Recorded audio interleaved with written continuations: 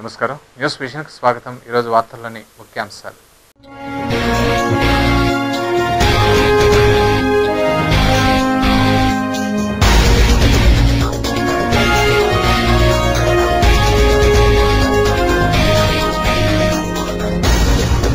పాత్రికేయుల సంక్షేమం కోసం రాష్ట్ర ప్రభుత్వం కృషి చేస్తోంది. జర్నలిస్టుల ఆరోగ్య భద్రత కోసం ప్రైవేట్ ఆసుపత్రులు ముందుకు రావడం హర్షణీయం. హెల్త్ కార్డుల పంపిణీలో మంత్రి గల్లా అరుణకుమారి.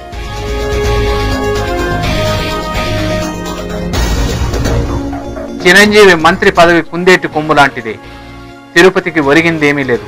ఎమ్మెల్యే భూమన ధ్వజం.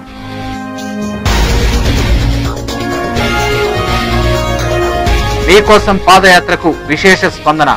2014లో టీడీపీదే అధికారం. తెలుగు తమ్ముళ్ల ధీమా. బాబు యాత్ర విజయవంతం కోసం పూజలు.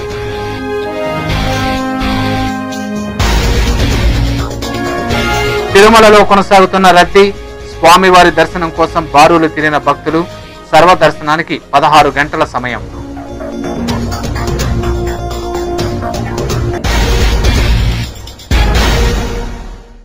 వార్తల్లోని వివరాలు. జగనన్నతోనే ప్రజా సమస్యలు పరిష్కారం అవుతాయని వైఎస్ఆర్ కాంగ్రెస్ పార్టీ జిల్లా కన్వీనర్ నారాయణ స్వామి పేర్కొన్నారు.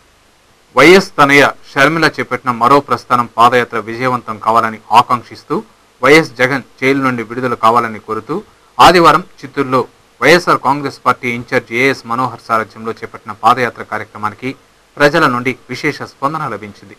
ఈ సందర్భంగా వైఎస్ఆర్ విగ్రహానికి, స్థానిక గాంధీ విగ్రహానికి, జ్యోతిరావు పూలే విగ్రహానికి పూలమాలలు వేసి ఘనంగా నివాళులర్పించారు. ఈ కార్యక్రమాన్ని ఉద్దేశించి నారాయణ స్వామి ఏఎస్ మనోహర్ మాట్లాడుతూ రాష్ట్రంలో అసమర్థ పాలన నడుస్తోందని విమర్శించారు. చంద్రబాబు చేస్తున్న పాదయాత్రను ప్రజలు నమ్మే స్థితిలో లేదని పేర్కొన్నారు. టీడీపీ వ్యవస్థాపకులు ఎన్టీ రామారావు ప్రవేశపెట్టిన ప్రజా సంక్షేమ పథకాలను తొలగించింది చంద్రబాబు నాయుడేనని ఏఎస్ మనోహర్ విమర్శించారు. అది మరొక ముందే చంద్రబాబు పాదయాత్ర చేపట్టారని, రైతులపై మొసలి కన్నీరు కారుస్తున్నారని, దీన్ని ప్రజలు నమ్మరని పేర్కొన్నారు. చిత్తూరు విజయ డైరీ మూతపడేందుకు కారకుడు చంద్రబాబేనని అన్నారు. చంద్రబాబు నాయుడు పాదయాత్ర ఎలా ఉందో మీకు అందరికీ బాగా తెలుసు.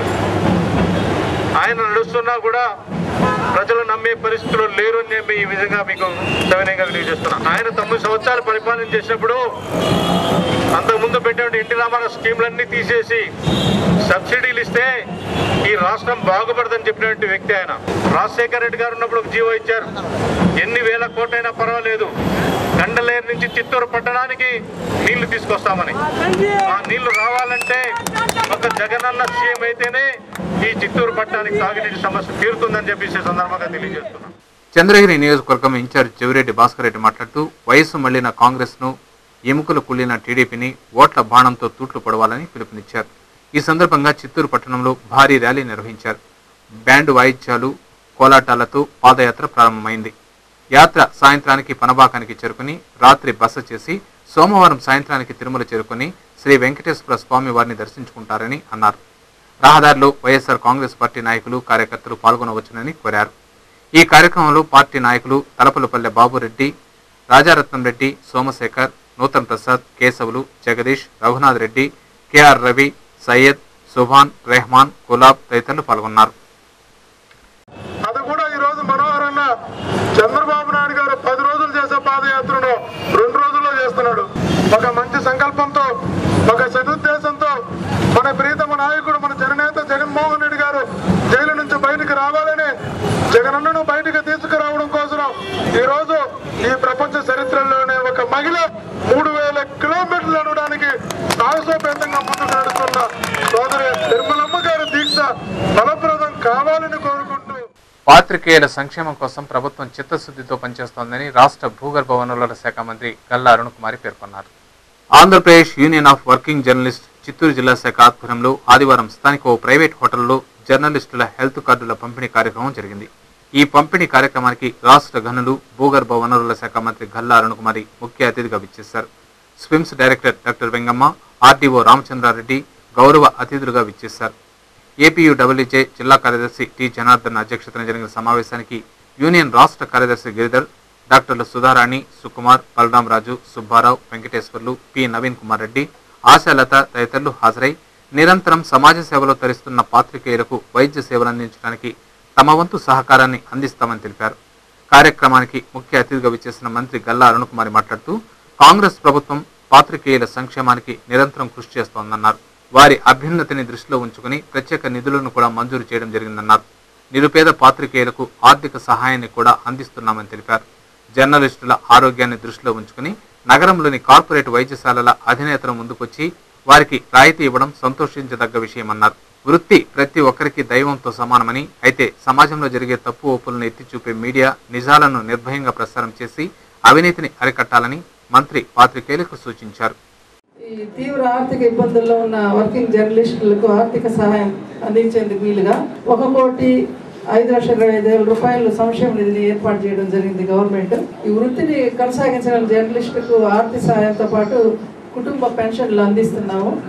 ఫోటోగ్రాఫర్లు, ఎలక్ట్రానిక్ మీడియా ప్రతినిధులతో సహా వర్కింగ్ జర్నలిస్టులకు ప్రభుత్వం ఆరోగ్య బీమా పథకాన్ని అమలు చేస్తున్నాము. గ్రూప్ మెడిక్లెయిమ్ పాలసీ కింద 11,245 మంది సభ్యులకు ప్రభుత్వం 2,20,40,000 రూపాయలను వ్యయం చేస్తున్నది.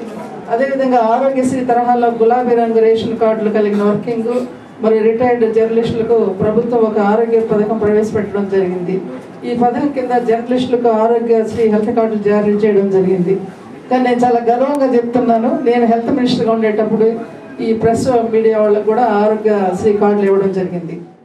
అంతకుముందు సమావేశానికి అధ్యక్షత వహించిన ఏపీయూడబ్ల్యూజే జిల్లా కార్యదర్శి జనార్దన్ మాట్లాడుతూ నిరంతరం జర్నలిజం వృత్తిలో తలమునకలయ్యే పాత్రికేయులు తమ ఆరోగ్యాన్ని విస్మరిస్తున్నారని చెప్పారు. అంతేకాక వారికి తెలియకుండానే ప్రమాద వ్యాధుల బారిన పడుతున్నారని తెలిపారు. ఆర్థిక స్తోమత లేక అకాల మరణం చెందుతున్నారని ఆవేదన వ్యక్తం చేశారు. వీరికి మెరుగైన వైద్య సేవలు అందించేందుకు ఏపీయూడబ్ల్యూజే ముందుకు వచ్చి నగరంలోని ప్రైవేటు ఆసుపత్రుల అధినేతలతో చర్చించి వారి వైద్యశాలలో వైద్యం పొందే అవకాశాన్ని కల్పించిందని చెప్పారు. ఈ అవకాశాన్ని ప్రతి పాత్రికేయుడు సద్వినియోగం చేసుకోవాలని కోరారు. మెడిక్లెయిమ్ లో 900 రూపీస్ మనం కడితే గవర్నమెంట్ 1800 రూపాయలు కడతా ఉంది.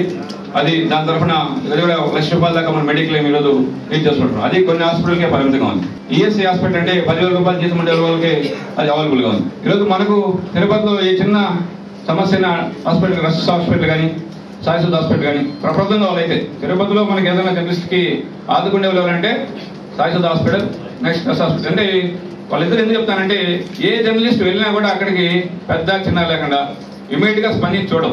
వాళ్ళు ఈరోజు ఫస్ట్ స్టార్ట్ చేసిన తర్వాత ఈరోజు 15 మంది ముందుకు వచ్చారు. మేము కూడా చేస్తాం సహాయం అని, మేము కూడా మీకు అందిస్తామని చెప్పి ఈరోజు చేయడం ముందుకు వచ్చారు. అది చాలా సంతోషం. ఈరోజు జర్నలిస్టులు కూడా మన మధ్య ఉన్నటువంటి ఒక పెద్ద చిన్న కావచ్చు, లేదా పెద్ద మీడియా చిన్న మీడియా కావచ్చు, కొన్ని అపోహలు ఉన్నా కూడా ఈ అపోహలన్నీ తొలగించుకుని ఎవరైనా సరే మాకు జర్నలిస్ట్ అయితే హెల్ప్ చేయాలనేటువంటి ఉద్దేశంతో ఈరోజు తిరుపతిలో 10 హాస్పిటల్ ముందుకు రావడం జరిగింది. అనంతరం డాక్టర్ సుధారాణి మాట్లాడుతూ సమాజానికి మూలస్తంభమైన పాత్రికేయులకు వైద్య సేవలు అందించే అవకాశం కలిగినందుకు చాలా సంతోషంగా ఉందన్నారు. నా కెరీర్ స్టార్ట్ అయినప్పటి నుంచి whatever service activity or health camps we are doing, all you people you have encourage so much. దానికి ఈ సందర్భంగా నా హృదయపూర్వక కృతజ్ఞతలు ముందుగా తెలియజేసుకుంటున్నాను. నా దృష్టిలో ప్రెస్ అంటే ఇట్స్ ఏ పబ్లిక్ ప్రాపర్టీ అండి. సో ఈరోజు గ్రామాల్లో కూడా ప్రతి సామాన్యుడు కూడా వాళ్ళకున్న ఏ ప్రాబ్లం కూడా ధైర్యంగా ప్రింట్ అండ్ ఎలక్ట్రానిక్ మీడియాకు చెప్పుకోగలుగుతున్నారు. సో వాళ్ళే కాదు, ఈవెన్ ప్రజలందరూ కూడా వాళ్ళకు ఒక వజ్రాయుధం లాంటిది ప్రెస్ అంటే. సో ఒక ఆరోగ్యకరమైన సొసైటీకి ప్రెస్ ఎలాగ అవసరమో, so your the back bone of the society అనిపిస్తుంది.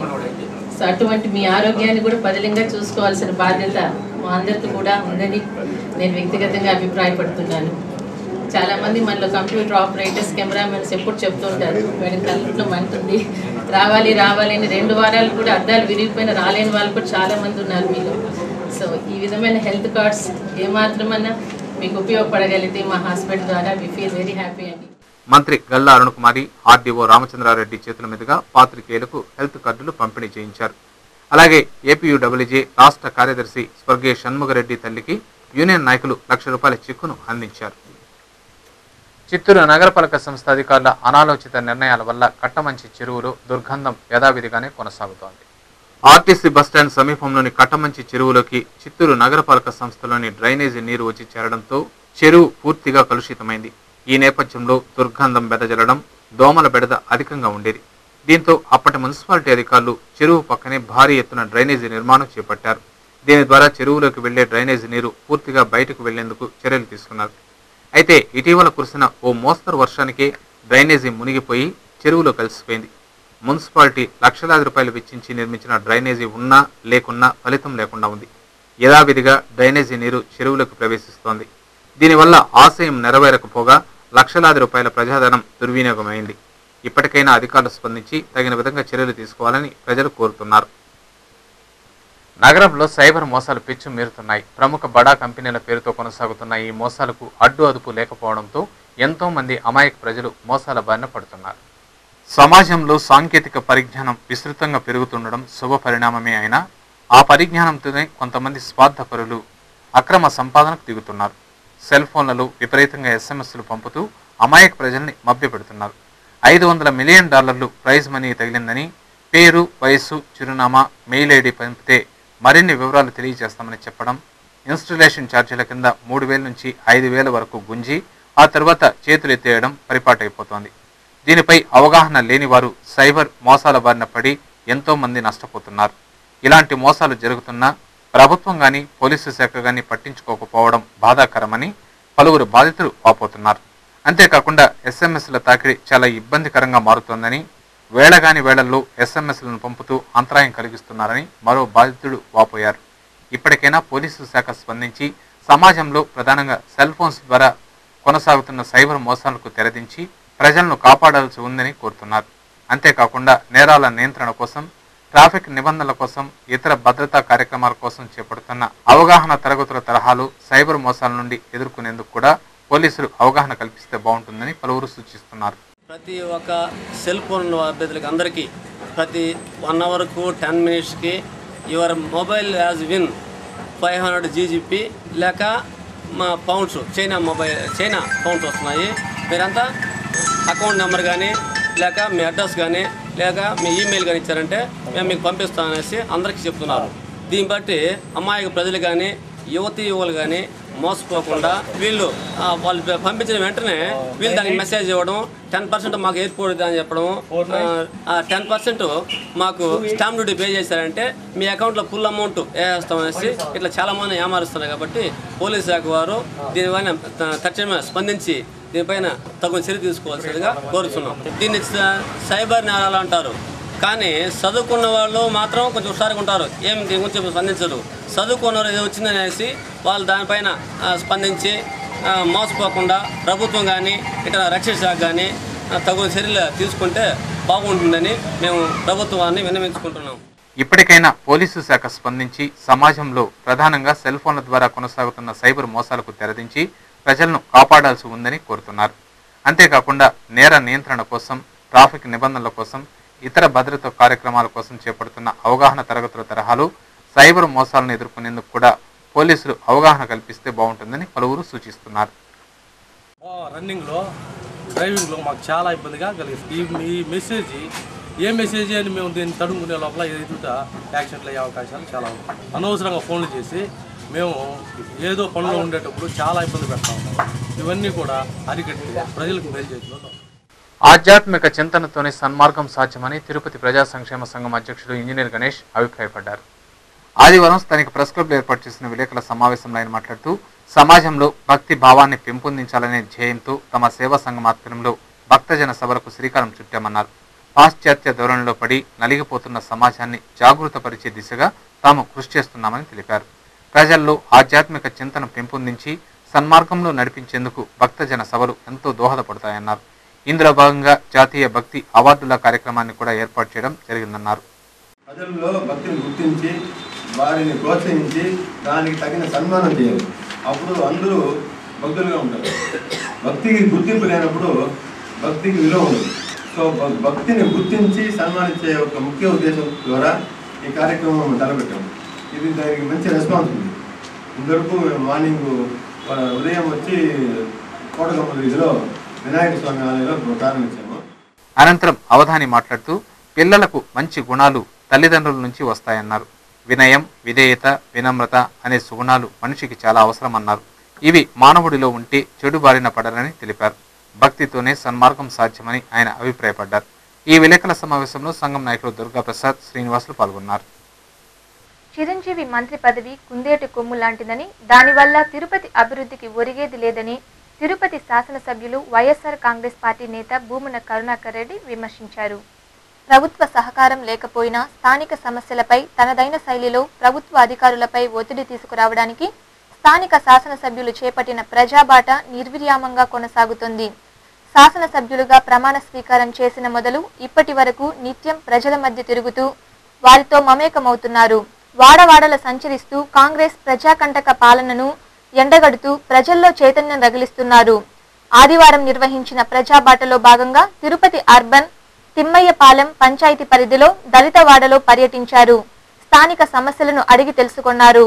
పారిశుద్ధ్య కార్మికులతో కలిసి కాలనీలో చెత్త కుప్పలు ఊడ్చుతూ ప్రభుత్వం మేలుకొనేంత వరకు మన పనులు మనమే చేసుకోవాలని ప్రజలకు పిలుపునిచ్చారు. కాలనీ వాసులతో పాటు ఉపాధి కల్పిస్తున్న మూగజీవుల బాగోగులను కూడా ఆరా తీశారు. ఈ సందర్భంగా కరుణాకర్ రెడ్డి మీడియాతో మాట్లాడుతూ కాంగ్రెస్ ప్రభుత్వం ప్రజాపాలనను పూర్తిగా గాలికొదిలేసిందని విమర్శించారు. రాజకీయ అవగాహన లేమి కారణంగా చిరంజీవి హయాంలో గడిచిన 3 సంవత్సరాలలో నగరాభివృద్ధి కుంటుపడిందని మండిపడ్డారు. చిరంజీవి స్థానిక శాసనసభ్యులుగా ఉన్నప్పుడు కేవలం ప్రారంభోత్సవాలకే పరిమితమయ్యారే తప్ప చేసిన అభివృద్ధి ఏమీ లేదని ఎద్దేవా చేశారు. ప్రజాకంటక పాలనను కొనసాగిస్తున్న కాంగ్రెస్ ప్రభుత్వానికి కనువిప్పు కలిగించేందుకు వైఎస్ఆర్ కాంగ్రెస్ పార్టీ నిరంతరం పోరాటం చేస్తుందని పేర్కొన్నారు. ముఖ్యమంత్రి ఏమో 450 కోట్ల రూపాయల నిధులు మంజూరు చేశామని ప్రకటనలు గుర్తించి పారిపోయినాడు. ఆ నిధులు ఎక్కడికి పోయినాయి? 1 రూపాయి అన్నా ఇచ్చారా? దీని మీద ఎన్ని రకాలైనటువంటి ప్రశ్నలు గుర్తించినా అప్పుడప్పుడు పత్రికల్లో మళ్ళా ప్రకటనలు మేము తిరుపతి అభివృద్ధి పట్ల ఎనలేనటువంటి ప్రేమ మాకున్నది, 450 కోట్లు విడుదల చేశామని. ఎక్కడ విడుదల చేశారు అన్నటువంటి ప్రశ్నకు సమాధానం లేనే లేదు. కిరణ్ కుమార్ రెడ్డి తన సొంత నియోజకవర్గమైనటువంటి పీలేరుకు దాదాపు 600 కోట్ల రూపాయలతో పెద్ద ఎత్తున అభివృద్ధి కార్యక్రమాలు ప్రపంచ ప్రసిద్ధిగాంచినటువంటి తిరుపతిని మాత్రం పూర్తిగా నిర్లక్ష్యం చేశారు. నిర్లక్ష్యం చేయటం మూలంగా ఈ ఊరిలోనే ఇప్పటికి దాదాపు 9,000 మంది డెంగ్యూ వ్యాధిగ్రస్తులైనారు. అనంతరం చిరంజీవి కేంద్ర మంత్రి పదవిని గురించి ఆయన స్పందిస్తూ చిరంజీవి మంత్రి పదవి కుందేటి కొమ్ము లాంటిదని, దానివల్ల తిరుపతి అభివృద్ధికి ఒరిగేదేమీ లేదన్నారు. శాసనసభ్యులుగా 3 ఏళ్ల పాటు తిరుపతికి ఏమీ చేయలేని ఆయన ఇప్పుడు ఏం చేస్తారో ప్రజలే చూస్తారని అన్నారు. ఈ ప్రజాబాట కార్యక్రమంలో ఆ పంచాయతీ మాజీ సర్పంచ్ ఆనం సుధాకర్ రెడ్డి, రాజేంద్ర, వెంకటేష్, బాబు యాదవ్, హనుమంత నాయక్, రవి, రాజా, పంచాయతీ పార్టీ కార్యకర్తలు, మహిళా నాయకురాళ్లు పాల్గొన్నారు. చిరంజీవికి రాజకీయ అవగాహన లేని కారణంగా ఏ రకంగానూ ఆయన మంత్రి పదవి రాకపోయినా చాలా బలవంతుడు కాంగ్రెస్ పార్టీలో. అంత బలవంతుడు అయి ఉండే ఏమీ చేయలేకపోయినాడు. ఇంకేదో మంత్రి పదవి వస్తే చేస్తాడని అనుకుంటే అది ఒక కుందేటు కొమ్ము లాంటిది. కొడుకు రిసెప్షన్ కూడా తిరుపతిలోనే జరుపుతానన్నాడు. ఇప్పటికి వాళ్ళ పెళ్లి అయిపోయి కూడా 6 నెలలు అవుతా ఉంది. చిత్తశుద్ధితో పనిచేయాలా అనేది వాళ్ళ మనసు అయితే దాన్ని నేను మనస్ఫూర్తిగా ఆహ్వానిస్తాను. చంద్రబాబు మీకోసం పాదయాత్రకు విశేష స్పందన లభిస్తుంది. 2014లో తెలుగుదేశం పార్టీ అధికారంలోకి రావడం తథ్యమని తెలుగు యువత నాయకులు జోషన్ చెప్పారు. చంద్రబాబు మీకోసం పాదయాత్రను దిగ్విజయంగా పూర్తి చేసుకోవాలని తెలుగు యువత కార్యకర్తలు పాదయాత్రను నిర్వహించారు. చంద్రగిరి నియోజకవర్గం నాయకులు, యువత, జిల్లా అధికార ప్రతినిధి ఊట్ల సురేంద్ర నాయుడు ఆధ్వర్యంలో స్థానిక తిమ్మినాయుడుపాలెం పంచాయతీలో పాదయాత్రను నిర్వహించారు. మంగళం రోడ్డులోని బొంతాలమ్మ ఆలయం వరకు పాదయాత్ర చేసి బాబు ఆరోగ్యం కోసం ఆలయంలో పూజలు నిర్వహించారు. ఈ సందర్భంగా సురేంద్ర నాయుడు సిటీ ఛానల్తో మాట్లాడుతూ ఆంధ్ర రాష్ట్రాన్ని హరితాంధ్రప్రదేశ్గా తీర్చిదిద్దడానికి టీటీడీ అధినేత నారా చంద్రబాబు నాయుడు అలుపెరగని పోరాటం చేస్తున్నారన్నారు. బాబు చేస్తున్న మీకోసం పాదయాత్రకు విశేష స్పందన లభిస్తుందని, 2014లో టీడీపీ తప్పక అధికారంలోకి వస్తుందని ఆయన జోషన్ చెప్పారు. బాబు యాత్ర దిగ్విజయంగా పూర్తి కావాలని కోరుతూ బొంతాలమ్మ ఆలయంలో ప్రత్యేక పూజలు నిర్వహించామని పేర్కొన్నారు. రాష్ట్ర ముఖ్యమంత్రి, మంత్రులు తమ పదవులను కాపాడుకోవడానికి చూస్తున్నారే తప్ప ప్రజల బాగోగులు పట్టించుకోవడం లేదని ఆరోపించారు. ఇకనైనా ప్రజాప్రతినిధులు సోనియా ప్రదక్షిణలను విడనాడి రాష్ట్ర పాలనపై దృష్టి సారించాలని హితవు పలికారు. ఈ కార్యక్రమంలో యువత జిల్లా అధ్యక్షులు శ్రీధర్ వర్మ, రవిరెడ్డి, సుబ్రహ్మణ్యం యాదవ్, వెంకటాద్రి నాయుడు, జయరాం యాదవ్, లోకేష్ నాయుడు, కుమార్ కార్యకర్తలు పాల్గొన్నారు. ఎమ్మెల్యే గారు ఈరోజు ఏదో నాకు అధికారం వస్తే నేను చేస్తానని చెప్పి చెప్తా ఉన్నాడు. ఈరోజు లాస్ట్ టైం ఎలక్షన్లో కూడా ఆయన గెలిచినా కూడా ఇక్కడ తిరుపతి ప్రజలకు ఒరిగింది ఏమీ లేదు. కాబట్టి ఈరోజు ఆయన ఫోటోలు వేసుకొని పోజులు ఇచ్చుకొని ఆయన కోసం చేసుకుంటున్నాడు తప్పించి ప్రజల కోసం చేసిన పాపానికి పోలేదు. అదేవిధంగా ఈరోజు కాంగ్రెస్ ప్రభుత్వము కిరణ్ కుమార్ రెడ్డి రాత్రిలో అంతా నిద్రపోయి తెల్లారితో లేచి గిల్లుకుంటున్నాడు ఆయనే. ఎందుకంటే నేను ముఖ్యమంత్రిని అయినా నా నిజమా ఇది అని చెప్పి ఆయన ముఖ్యమంత్రి అయ్యి ఈ రాష్ట్రానికి ఏమి ఒరగబెట్టిందిలా. ఇక్కడుండే మంత్రులందరూ కూడా సోనియా గాంధీ కాళ్ళ దగ్గరికి పోయి ఆమె పాద పూజ చేసి నెత్తి నీళ్లు చల్లుకొని మా పదవులు కాపాడు తల్లి అని చెప్పి ఆ నుండి వస్తున్నారు తప్పి. అలాగే కరకంబడి తారక రామానగర్లోని పర్వతాల గంగమ్మ ఆలయంలో టీడీపీ కార్యకర్తలు ప్రత్యేక పూజలు నిర్వహించారు. బాబు ఆరోగ్యం మెరుగుపడి మీకోసం పాదయాత్రకు ఎలాంటి ఆటంకాలు ఎదురు కాకూడదని అమ్మవారికి పూజలు చేసి కొబ్బరికాయలు కొట్టారు. ఈ కార్యక్రమానికి అతిథిగా బాబు యాత్ర విజయవంతం అవ్వాలని గోవిందమాల ధరించి దీక్షలో కొనసాగుతున్న మధు హాజరై కొబ్బరికాయలు కొట్టి కార్యక్రమాన్ని ప్రారంభించారు. ఈ సందర్భంగా మధు మాట్లాడుతూ చంద్రబాబు పాదయాత్ర ప్రారంభించిన రోజున గోవిందమాల ధరించి నిత్యం పూజలు నిర్వహిస్తున్నామని పేర్కొన్నారు.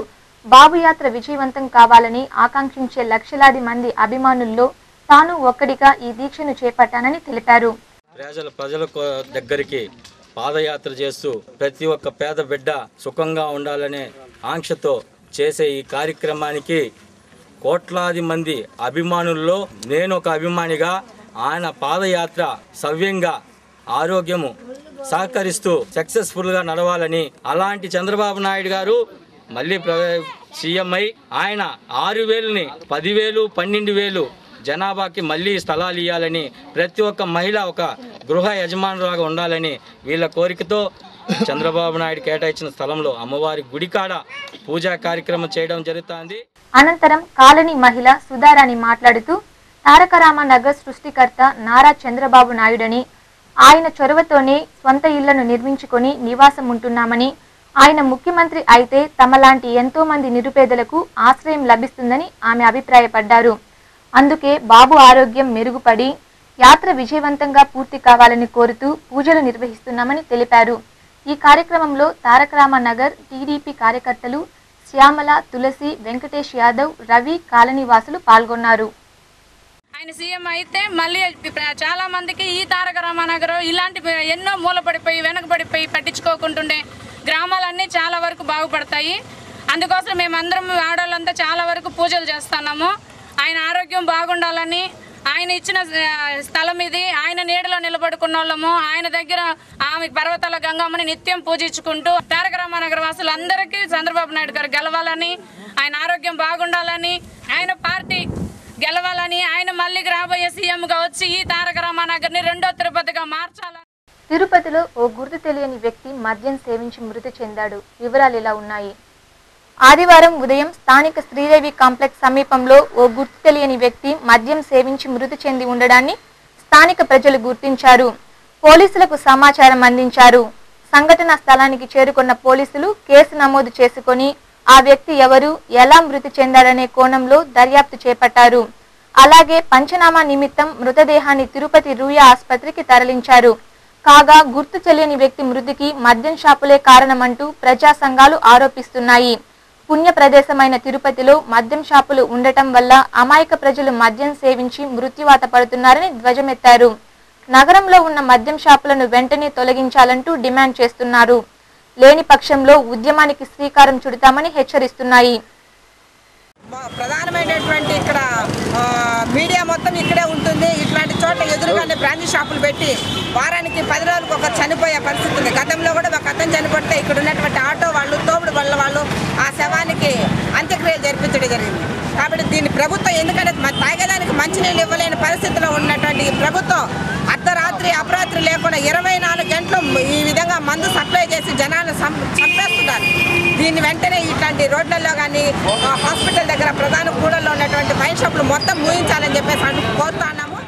కేంద్ర మంత్రివర్గ విస్తరణలో సమైక్య రాష్ట్రం కోసం పోరాటం చేస్తున్న కాంగ్రెస్ పార్టీ సీనియర్ ఎంపీలను నిర్లక్ష్యం చేయడం దురదృష్టకరమని తెలుగు మహిళా ఉపాధ్యక్షురాలు విజయలక్ష్మి ఓ ప్రకటనలో ఆవేదన వ్యక్తం చేశారు.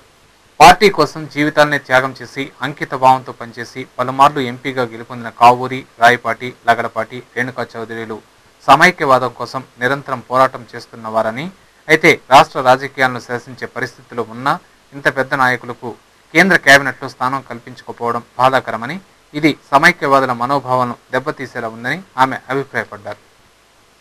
ఇప్పుడు కొన్ని సంక్షిప్త వార్తలు. దళితులపై టీటీడీ అధికారులు వివక్ష చూపుతున్నారని ఎంఆర్పీఎస్ జిల్లా అధికార ప్రతినిధి బి మున్రాజ్ మాదిగ ఓ ప్రకటనలో ఆరోపించారు. ధర్మో రక్షతి రక్షితః అనే ప్రచారం చేసే టీటీడీ ధర్మాన్ని గాలి కుదిలేసి బాధ్యతారాహిత్యంగా వ్యవహరిస్తున్న టీటీడీ అధికారుల తీరును దళితులు ఆదివారం ఓ ప్రకటనలో ఖండించారు. విఎస్ఓ హనుమంతుపై టీటీడీ నిర్లక్ష్యంగా వ్యవహరిస్తోందంటూ ఆరోపించారు. హనుమంతు దళితుడు కావడం చేత ప్రధాన అధికారాలకు దూరం చేస్తున్నారంటూ టీటీడీ వైఖరిని వారు ఖండించారు. అధికారులు దళితులపై వివక్ష చూపితే సహించబోమని ఎంఆర్పీఎస్ నాయకులు హెచ్చరించారు. శ్రీ వెంకట పద్మావతి చారిటబుల్ ట్రస్ట్ ఆధ్వర్యంలో రాజీవ్ నగర్ పంచాయతీ జీవకోణంలో ఉచిత వైద్య శిబిరాన్ని నిర్వహించినట్లు నిర్వాహకులు ఓ ప్రకటనలో పేర్కొన్నారు.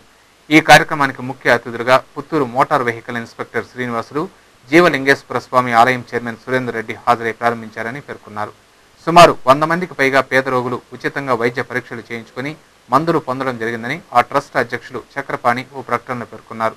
ఈ కార్యక్రమంలో డాక్టర్ మురళి, ట్రస్ట్ సభ్యులు చంద్రకళ, లక్ష్మీ కిరణ్, రాజేంద్ర తదితరులు పాల్గొన్నట్లు తెలిపారు. నేషనల్ సెమినార్లో సుధహా విద్యార్థులు విజయడంకా మోగించారని ఆ విద్యాసంస్థల ప్రధానోపాధ్యాయురాలు హనుమాయమ్మ ఓ ప్రకటనలో హర్షం వ్యక్తం చేశారు. Indian science Congress association Tirupati chapter వారు ఈ నెల 26, 27 తేదీల్లో శ్రీ విద్యానికేతన్లో నిర్వహించిన national seminar on science for shopping the future of India పోటీల్లో సుధహా విద్యాసంస్థల విద్యార్థిని టి స్నేహ ప్రథమ బహుమతిని అందుకోవడం జరిగిందని ఆ విద్యాసంస్థల ప్రధానోపాధ్యాయురాలు హనుమాయమ్మ ఓ ప్రకటనలో తెలిపారు. ఇందుకు సహకరించిన అధ్యాపకులను ఈ సందర్భంగా ఆమె అభినందించారు. తిరుమలలో భక్తుల రద్దీ కొనసాగుతోంది. దసరా వారాంతపు సెలవులు కావడంతో తిరుమల గిరులు కిటకిటలాడుతున్నాయి. తిరుమలలో భక్తుల రద్దీ కొనసాగుతోంది. దసరా వారాంతపు సెలవులు ఒకేసారి రావడంతో భక్తులు పోటెత్తుతున్నారు. క్యూ లైన్లు కిలోమీటర్ల వరకు బారులు తిరిగాయి. టీటీడీ క్యూ లైన్లలోని భక్తులకు భోజనం, పాలు తదితర ఆహార పదార్థాలు అందిస్తున్నా తాము తీవ్ర ఇబ్బందులు ఎదుర్కొంటున్నామని భక్తులు వాపోతున్నారు. ఖాళీ నడకన వచ్చిన భక్తులకు అద్దె గదులు దొరక్క ఎక్కడ పడితే అక్కడ సేద తీరుతున్నారు. భక్తుల సౌకర్యార్థం టీటీడీ ఎన్ని మౌలిక సదుపాయాలు సమకూర్చినా అవి చాలక భక్తులు చెట్ల కింద షెడ్లను ఆశ్రయిస్తున్నారు. పోటెత్తుతున్న భక్తులను దృష్టిలో ఉంచుకుని భద్రతా సిబ్బంది అప్రమత్తమైంది. తిరుమలలో ఎలాంటి అవాంఛనీయ సంఘటనలు జరగకుండా పోలీసు శాఖ భద్రతా చర్యలు చేపట్టింది. ఆదివారం సాయంత్రానికి సుమారు 49,000 మంది భక్తులు శ్రీవారిని దర్శించుకోగా ఇంకా 50 కంపార్ట్మెంట్లలో భక్తులు స్వామివారి దర్శనార్థం వేచి ఉన్నారు. సర్వదర్శనానికి వెళ్లే భక్తులు 31 కంపార్ట్మెంట్లలో వేచి ఉండగా వీరికి 16 గంటలు, దివ్యారామం దర్శనంకు వెళ్లే భక్తులు 13 కంపార్ట్మెంట్లలో వేచి ఉండగా వీరికి 5 గంటల సమయం, 300 రూపాయల ప్రత్యేక ప్రవేశం వెళ్లే భక్తులు 6 కంపార్ట్మెంట్లలో వేచి ఉండగా వీరికి 3 గంటల సమయం పడుతోందని అధికారులు తెలిపారు. ఇక అద్దె గదులు, సేవా టికెట్ల విషయానికి వస్తే ఉచిత గదులు 3, 50 రూపాయల గదులు 11, 100 రూపాయల గదులు 4 ఖాళీగా ఉన్నాయి. శ్రీవారి ఆర్జిత సేవ టికెట్లు ఖాళీగా లేవు. తిరుపతి బులియన్ మార్కెట్ సమాచారం. Tirupati gold and jewellery silver merchants association సమాచారం మేరకు సోమవారం తిరుపతి బులియన్ మార్కెట్లో బంగారము, వెండి ధరలు ఇలా ఉంటాయి. 24 క్యారెట్ల అపరంజి బంగారం 10 గ్రాముల ధర 31,010 రూపాయలు. 22 క్యారెట్ల నగల బంగారం 1 గ్రామ్ ధర 2,899 రూపాయలు. కిలో వెండి ధర 59,180 రూపాయలు. కాగా రీటైల్ వెండి 1 గ్రామ్ ధర 63.30 రూపాయలుగా ఉంటుంది. వార్తలు ముగించే ముందు ముఖ్యాంశాలు మరోసారి.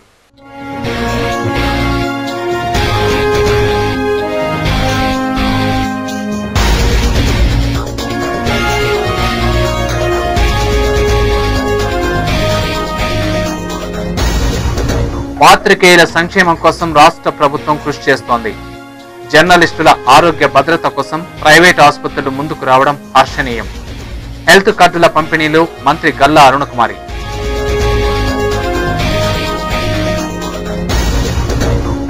చిరంజీవి మంత్రి పదవి కుందేటి కొమ్ము లాంటిదే. తిరుపతికి ఒరిగిందేమీ లేదు. ఎమ్మెల్యే భూమన ధ్వజం.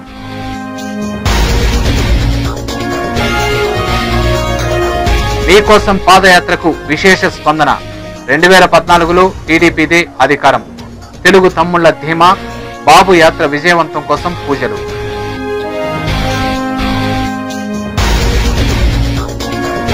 తిరుమలలో కొనసాగుతున్న రద్దీ.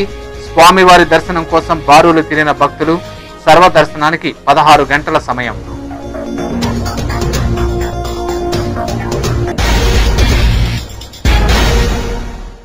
ఈ వార్తలు ఇంతటితో సమాప్తం. సమగ్ర సమాచారంతో న్యూస్ విషయంలో మళ్ళీ కలుసుకుందాం. అంతవరకు సెలవు. నమస్కారం.